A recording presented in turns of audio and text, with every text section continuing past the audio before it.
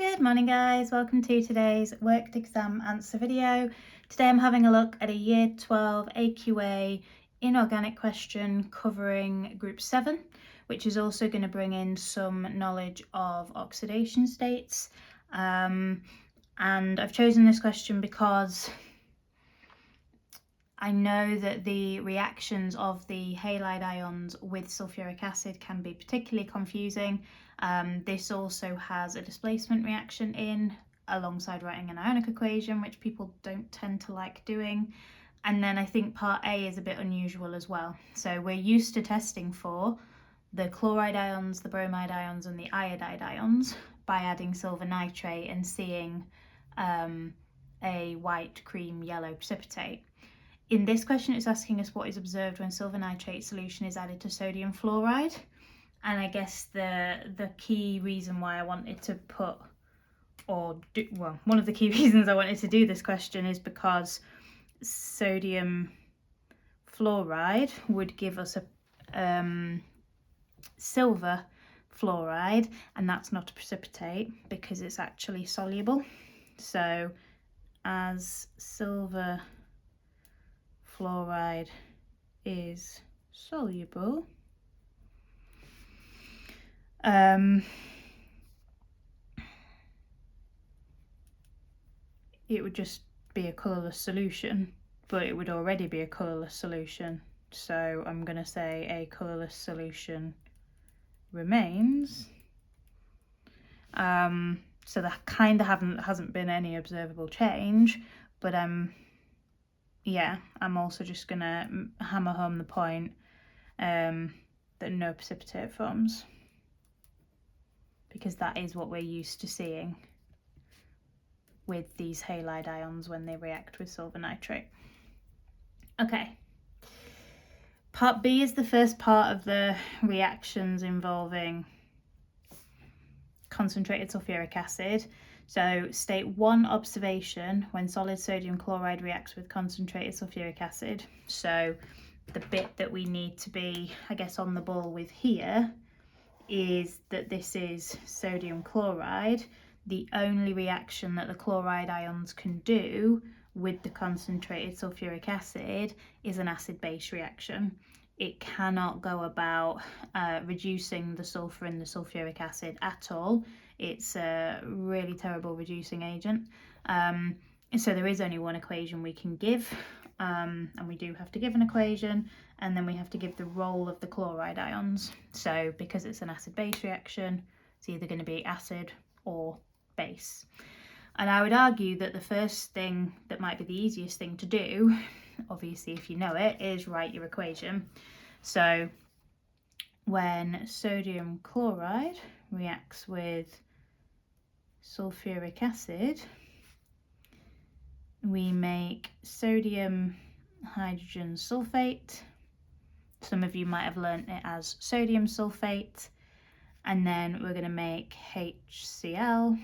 And for those of you that use Na2SO4, you've then got some balancing to do. If you use sodium hydrogen sulfate, you've got no balancing to do. So these are our two products. Now this is a white solid. This is what we're going to observe. Now any of the three hydrogen halides, they would be observed as misty fumes. And this is an observation that they want you to know, because it's come up in quite a few questions over the years. So there'll be misty fumes of HCl as our observation.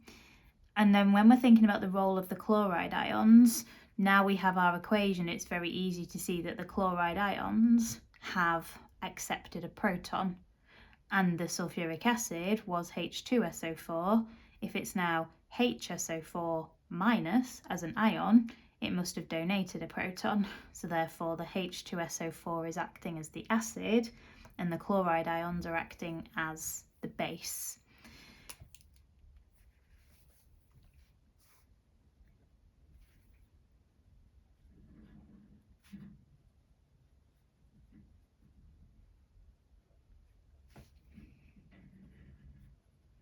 and they're acting as a base because they are accepting a proton from the sulfuric acid, which is acting as an acid.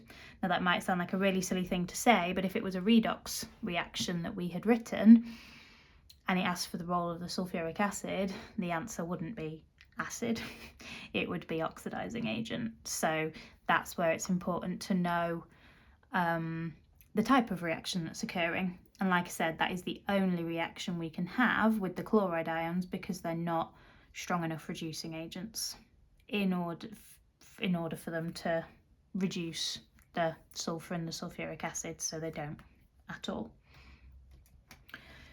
Then we're going to go on to think about a redox reaction. So it says give an equation again for the redox reaction between solid sodium bromide and again concentrated sulfuric acid. Explain using oxidation states why this is a redox reaction.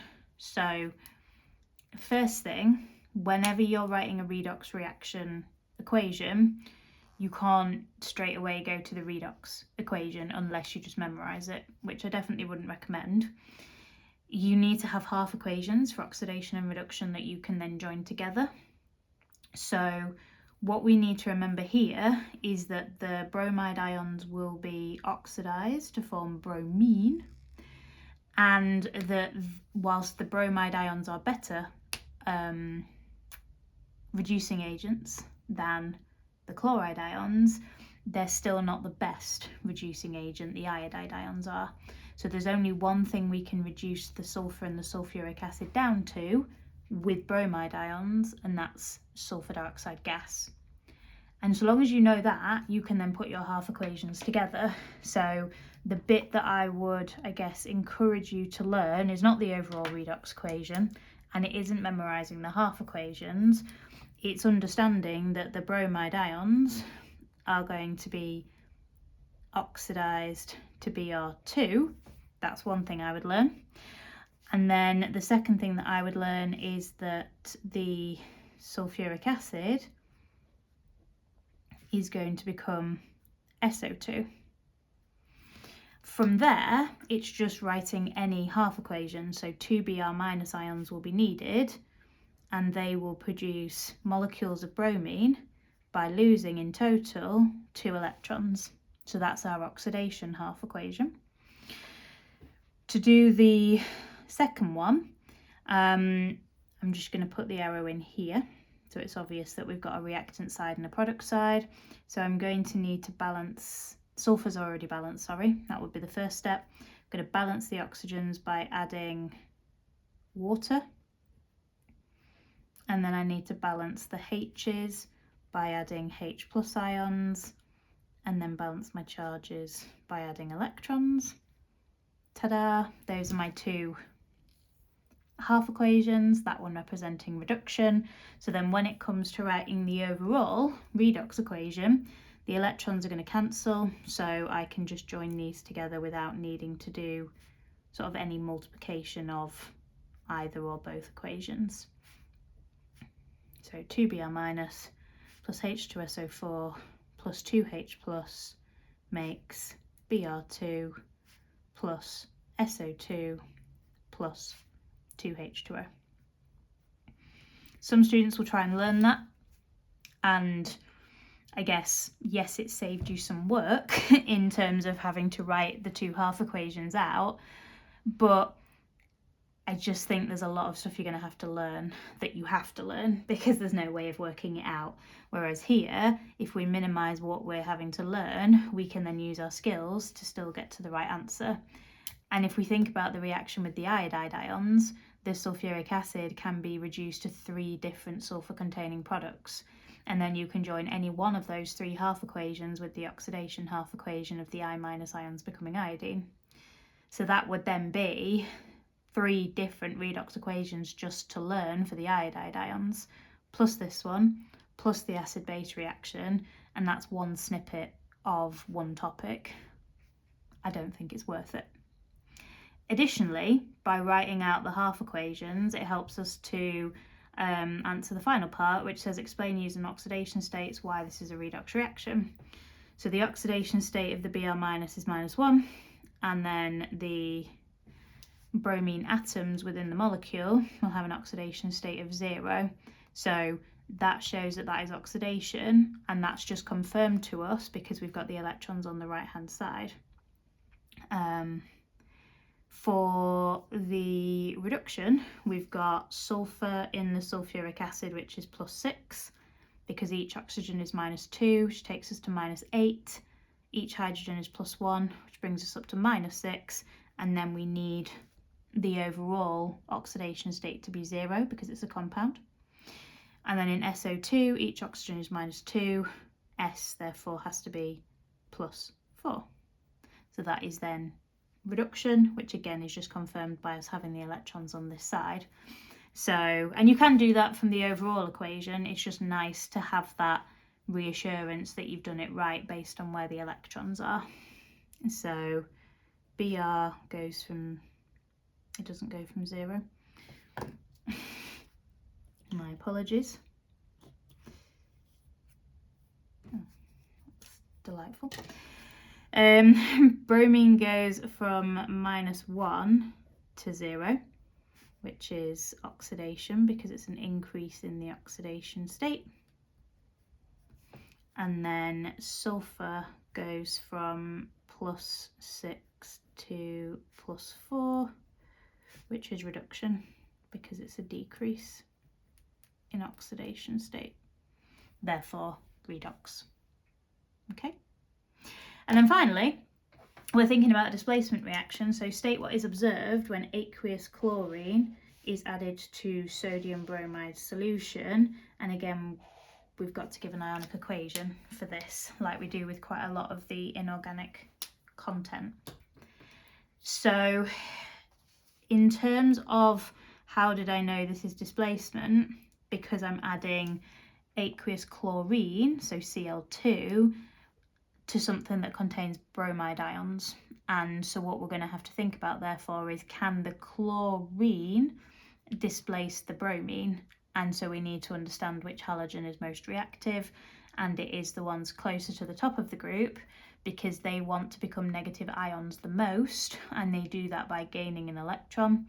So what they will do is displace the bromine. The bromine will lose an electron to turn back into an atom, and then the chlorine can gain said electron to become an ion and become a part of the compound.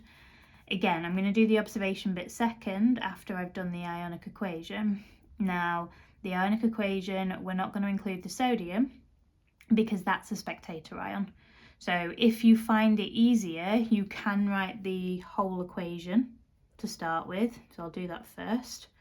So sodium bromide plus Cl2 is going to give us sodium chloride plus Br2. And of course I'm going to have to balance that. That would be the full chemical equation. And then what we could do is see that we've got 2 sodium ions on the left side and 2 sodium ions on the right side. So we could then cancel those. I'll do 2 lines because there's 2 of them. And that would then give us Br minus, but again it'd be 2 Br minus plus Cl2 gives 2 Cl minus plus Br2. So if it helps to have the full chemical equation first, do it. But obviously if it then wants the ionic, make sure you get rid of the spectator ions, which are the Na pluses.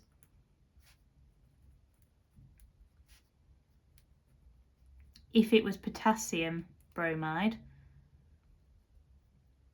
forming potassium chloride, the potassium ions would be also spectating. And I guess that's what makes them spectator ions. Their presence is not necessary for this reaction. It kind of occurs around the sodium ions. You might be comfortable going straight to the ionic equation, and that's great if you are. Just be careful with your balancing. Now, the chlorine is displacing the bromine, and it's always the displaced halogen that gives us the colour that we observe in these solutions. So This would be colourless because sodium bromide solution is colourless and chlorine, aqueous chlorine, so chlorine water, is colourless. But the Br2, once it's been displaced and has formed bromine water, is orange. So what we would observe here is a colour change from a colourless solution to an orange solution.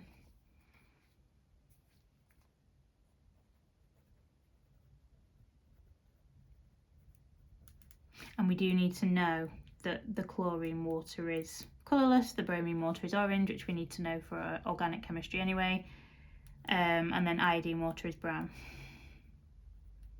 And it's always the displaced halogen that gives you the colour of the solution at the end.